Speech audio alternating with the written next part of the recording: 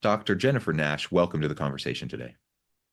Thank you so much for having me, John. I'm delighted to be here. It is a pleasure to be with you. You're joining us from Austin, Texas. I'm south of Salt Lake City in Utah. And today we're going to be talking about your recent book, Be Human, Lead Human: How to Connect People and Performance. I love the title. I'm super excited to talk about the contents of your book and really unpack and explore this together. As we get started, I wanted to share Jennifer's bio with everybody. Jennifer Nash is an executive advisor, leadership expert, and consultant to Fortune 50 organizations such as Google, Ford, ExxonMobil, JP Morgan, IBM, Boeing, and Verizon. She is founder and CEO of Jennifer Nash Coaching and Consulting, helping successful leaders connect people and performance to deliver exceptional results. Jennifer's 25-year resume includes serving in executive and leadership roles at Deloitte Consulting and Ford Motor Company, and as adjunct professor at the University of Michigan. She contributes to Harvard Business Review, has presented her research at Columbia University, and is a Harvard McLean Institute of Coaching Fellow. She is the author of the best-selling Be Human, Lead Human: How to Connect People and Performance, which we're going to be discussing today, and a leadership book designed to elevate leadership skills and enhance individual and organizational effectiveness. I love that. Thank you so much, Jennifer, again for joining us. Anything you would like to highlight by way of your background or personal context before we just dive on in? No, I think we're ready to just dive in. Okay, cool. Well, I always like to ask authors, why this book? Why now? There's lots of leadership books out there. I mean, there's tons of leadership books out there. So, what was it that compelled you to write this book at this time? Books are a labor of love. You know, it's a lot of hard work. There's lots of people in this space. You're spending tons of your time and energy doing consulting work. You're thinking about this stuff all the time, but to put it down on paper, right? To actually type it out, to get it put down, to go through the editing process, all of that, that's hard. It takes a lot of time. It's a different kind of work than probably what you're usually used to doing. And yeah, so what really motivated you to go this path to do this book at this time? So one of the things that really motivated me to sit down and write this book and take the time, as you indicated, it takes a lot of time to do this.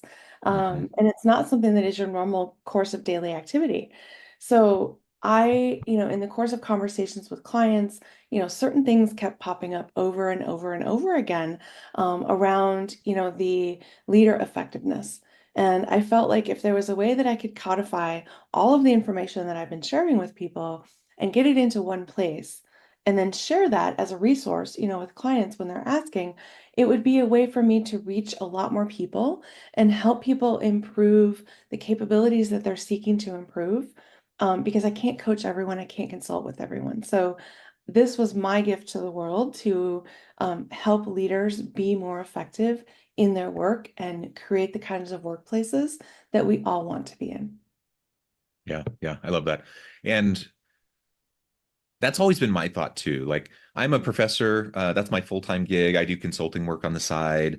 I do things like this podcast on the side, and I love doing it. And I don't, it's nice to earn income. It's nice to earn extra income, but I really don't do it for that. I do it because I want to disseminate. I want to reach people. I want to help more organizations. I want to help more people, right?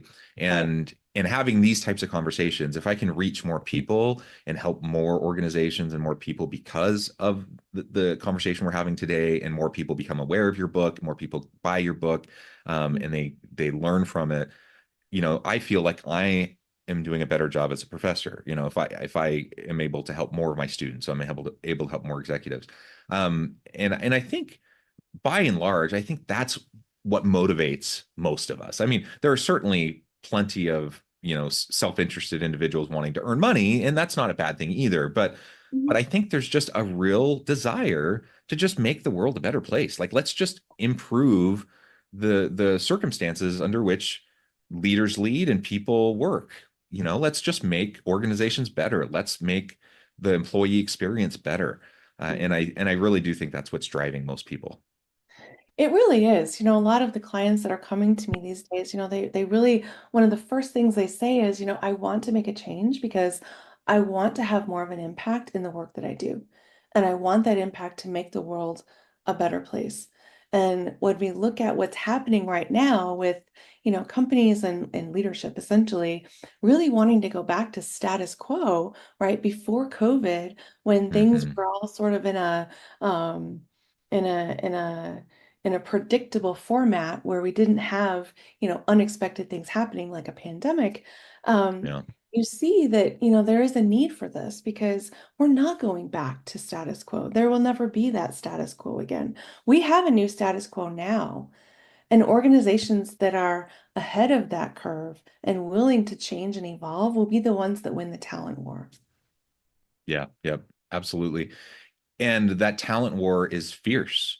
And it's fascinating to me. Like, it's not surprising, I suppose, because people like what is comfortable, people like what they're familiar with. And so the fact that many leaders are trying to revert back to like what things were like pre-pandemic shouldn't necessarily be a surprise. But it is fascinating to me that we learned so much during the pandemic. We learned so much about the value of the flexibility. We learned so much about what people were capable of. Yeah. And now we're just going back. Why are we just going back? Why can't we just learn from that, pivot, like move forward? Yeah. Because we gained so much momentum. We you know And we talk about the future of work, and so many people, I think, aptly observe, like, we launched ourselves forward, you know, into the future of work more yeah. rapidly. Why take steps backwards? Like, that just blows my mind, especially in ways that are going to hurt people. Why would we do that? But again, human nature, we like what we know, we like what we're comfortable with. So it does make sense. But yeah, it is a bit of a head scratcher. Yeah, I would offer that there's a couple reasons why, we want to go back to that status quo. I think one, first and foremost, people are uncomfortable with change, right? And Yeah. we know from systems that when there is some kind of outlier or something different that happens, the system ejects the outlier. And it's a Yeah. little bit of the same thing with people, right? When they have something that happens that is out of the norm, we want to default back to that status quo as quickly as possible to feel like things are back, in equilibrium. I think Hmm. that's one reason. I think the second reason is around when you have a system that is set up like we have with, prior command and control, where we've been teaching leadership the same way pretty much for over 100 years, not a whole lot has changed. And leaders, as soon as COVID hit and they had to lead in a different way, they looked in the toolbox and said, oh my gosh, there aren't really that many tools in here to lead people. So what am I going to do? So that was also, I think, a second reason why there's this desire to go back to the status quo. And then I think the third reason has to do with financial implications. So organizations invested a lot of money into these, buildings and, different resources that they have for their companies. And if those are sitting empty, they're not realizing any kind of return on that investment. So that I think is another reason why there's this insistence on let's go back to status quo. Let's have everyone come back to the office 5 days a week, right? Like we're seeing with some of the tech companies now creating these mandates for organizations. And I just saw someone recently who said, oh, there's all these rage applications happening on LinkedIn right now because people are very upset that they're being asked to, go in 5 days a week when during COVID they were trusted to work from home. And maybe that was just by default. Yeah, and I mean, I think you're absolutely right. I think those are the reasons why we're seeing back to office mandates and why things are reverting back to pre-COVID kind of status quo. I just think those are mostly stupid reasons, but they're understandable. Like, again, Mhm. human nature, we resist change. We like what we know, we like what we're comfortable with, and what we're Mhm. comfortable with is command and control. What we're not comfortable with, especially kind of older generations of leaders, is remote work, hybrid work. How do you manage people when you're not like wandering around the office checking in on people when they're sitting there, right? And so Yeah. I get it, but times are changing, so like we do have to Yeah. figure out how to lead in a remote world. I also, like, when I hear you're not advocating for it, but when I hear that argument of we have all this money in these buildings and so we better bring people back, that is the Yeah. dumbest argument. That sunk cost fallacy is like the dumbest thing. Like, okay, so you have that expense, figure out what to do with it, maybe get out of that lease as soon as you can. But that's not a reason to like Mm. force everyone to come back and then lose good people because they don't want to have the restrictions on their flexibility. Anyways, that's a pet peeve Yeah. of mine. But Yeah. you're right. That's definitely a reason why people are giving Yeah. for forcing people to come back.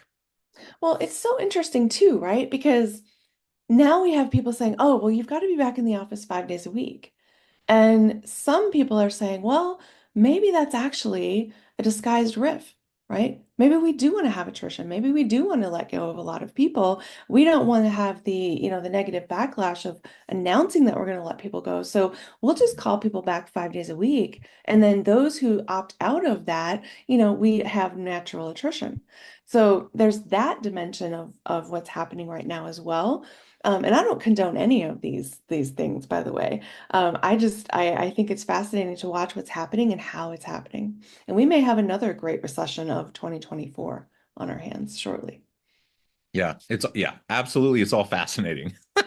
So, as we're observers looking at all of this, it's just Yeah, it's such, as a social science researcher and as an yeah. organization's researcher, and professor, I look at this just as a researcher and I'm like, oh, this is so interesting. As a consultant, I'm like, oh, come on, like, can we not shoot ourselves in the foot? Um, so I also have that hat Exactly. on. Okay, so let's talk a little bit more about your book, though. Mhm. You talk about how leadership is evolving. We've kind of alluded to this a little bit, Yeah, right? Because the nature of work is shifting.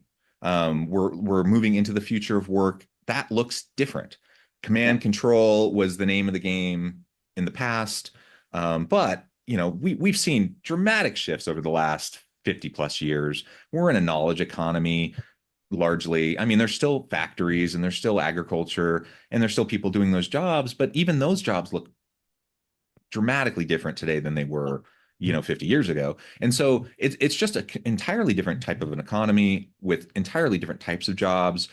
What it means to lead in this kind of an economy, in this Mhm. workforce, is just so different.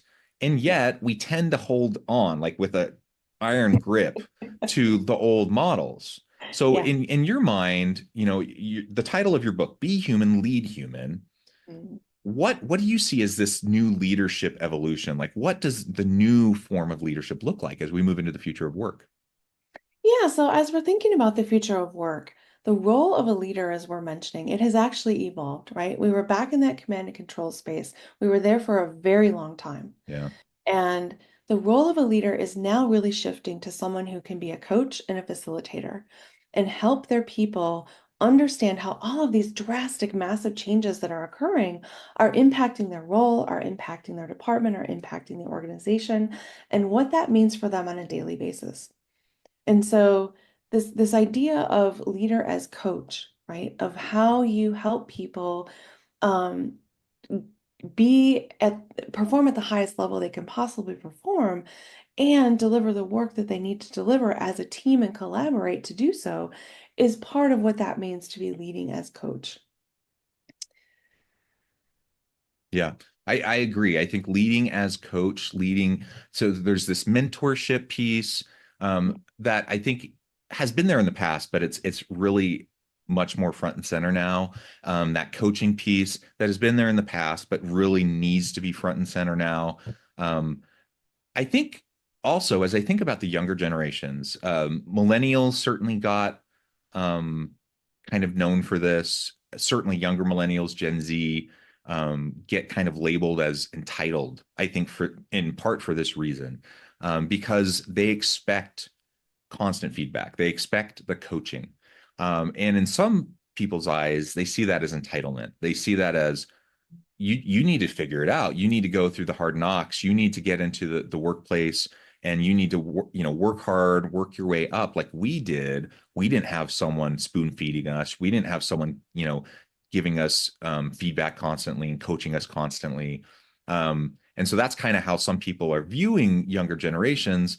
Yet the younger generations are just saying, I just want feedback. I just want coaching. I just want to know how I can improve, so I can add more value, so I can develop in my career. And Right. and and honestly, like partly, I figure like people like me are to blame because that's what I'm teaching them at the university. I'm teaching, like when I teach them like what good leadership is, I'm Yeah, teaching them it's people who are mentors and coaches and are providing regular feedback, So exactly. they go out into the workforce expecting that, and then they don't get it. And then they're unhappy, or Yeah. or they feel like they're not having opportunities for advancement or opportunities to get the kind of support that they feel like they deserve in the workplace, and then they get labeled as entitled or whatever.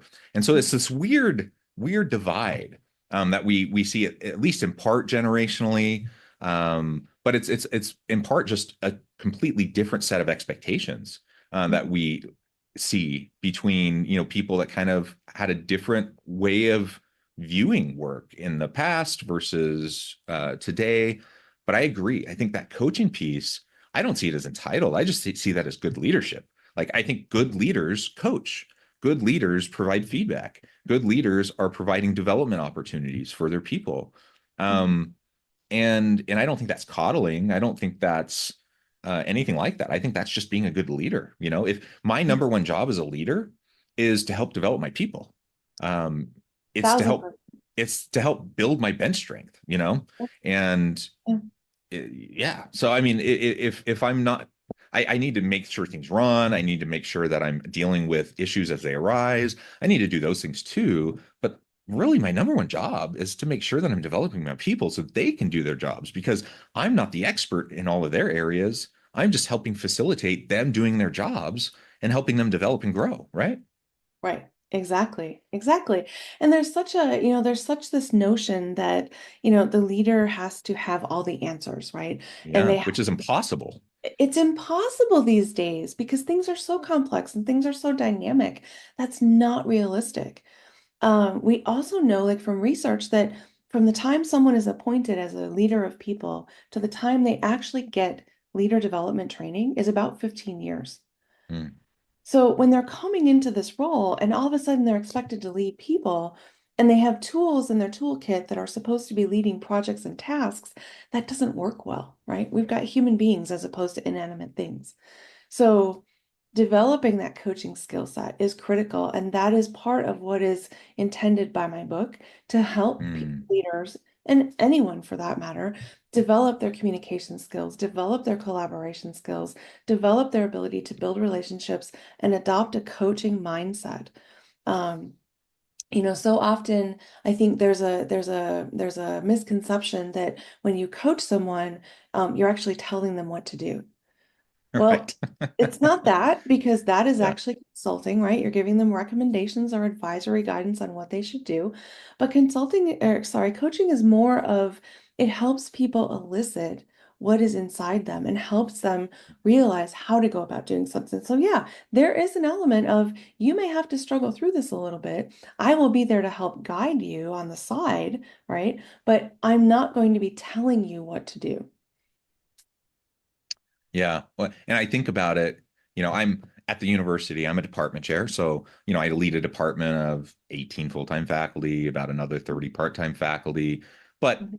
academic leadership's different than like corporate leadership. There's a lot of autonomy, a lot of flexibility, right? And so Yeah. really what I think is more applicable is like when I'm teaching a class, I teach like an organizational leadership, organizational development and change management class, and we do these consulting projects. So we'll form teams. I'll have like 4 or 5 teams of 4 to 5 students each doing consulting projects with organizations. And each of them are like essentially self-managed teams where I'm the coach and mentor as the faculty member. Mhm. We go through the curriculum, and while we're learning about OD and change, they're actually doing a project in real time, applying what they're learning, right? And I have to scaffold it. I have to make sure that they feel supported and they can kind of apply what they're learning, because they're novices and they're figuring it Mhm. out as they go. Um, and that makes students super uncomfortable, right? They want to know exactly what they need to do. They Yep. want like to be spoon fed. They want to like really know each exact step. And I'm like, that's not how it works. That's not how it works in the real world. I do provide scaffolding, I do provide support, but I also am nudging them. Like you said, coaching is not giving them all the answers. Coaching is supporting them as they work it out, right? And so that's something that I experience with my students every semester, as I'm helping them. And I imagine that this is not my experience because I'm not in the corporate world full time, but I imagine it's not that different than what a manager would be dealing with if they were hiring a bunch of new college grads trying Right. to help them, in their first job. Mhm. Um, and so in that experience, is it challenging? Can it be challenging to coach? Yeah, it can be, but it's Oh, also incredibly rewarding, yeah. and they're also super capable. It just takes some Yeah. patience.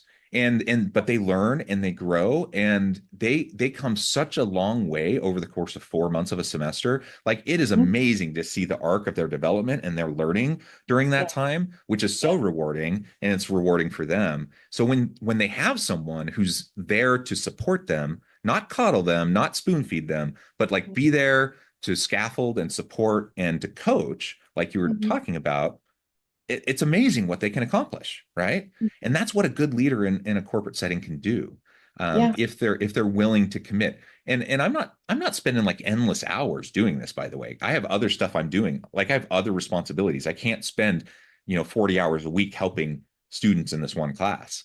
Um, so I have to manage my time well. I'm not spending endless hours doing that. Um, Obviously, a manager in an organization can't spend endless time coaching their people either. You can, but you can't. I guess my point is, you can do it though. Like, you can commit to coaching your people. You can Mhm. make sure that you're devoting enough time to do it well, Mhm. and you can find great results from it. And people will perform at a high level. They'll Yeah. be super satisfied and happy about it Mhm. because they're developing and growing, which means they're going to have future opportunities. Mhm. They're going to be energized because they're going to see what they're learning and how they're developing, and it's Mhm. a win-win for everybody because there's increased high levels of performance. Yeah, absolutely. And a great, a case study around that is one that I include in the book. I tell the story of how, when I was working at Ford Motor Company, we use these human leadership, as I talk about in the book, principles and practices to help the organization move forward. Right. And for people who are listening who are thinking, oh, this seems really, woo-woo, or this seems like, oh, it's too soft or it's too fuzzy, it's not going to work. I would invite them to consider that Ford Motor Company, at the end of Fort Alan Mullally's CEO tenure, they had increased their stock price 1,837%. Yeah. Engagement rates had gone from 40% to over 90%. So, for anyone listening, if they are needing a leadership model that delivers optimal performance and helps your people grow and evolve, this is an optimal way for them to start making that shift in their own organizations. Yeah. Yeah. I love it. Well, Jennifer, this has just been a really great conversation. I note the time. I need to let you go here in a minute. We could talk for hours, I think, but we will need to probably end it here. Before we end, I wanted to give you a chance to share with the audience how they could connect with you, find out more about your work, where they can find your book, and then give us the final word on the topic for today. Sure. So people can connect with me at my website. It's drjennifernash.com. That's drjennifernash.com. There I have the book. They can find more information about that. I have a complimentary assessment that they can take to help them identify where do they fall on that human leader continuum. In other words, where are they from a command and control perspective versus a coach and facilitator perspective. And I also have a new class out called the Humans Masterclass, which they can sign up for and learn how to improve their collaboration, communication, and connection skills. Excellent. I really appreciate the time. I encourage the audience to reach out, to get connected, find out more about what Jennifer can do for you, check out the book. And as always, I hope everyone can stay healthy and safe, that you can find meaning and purpose at work each and every day. And I hope you all have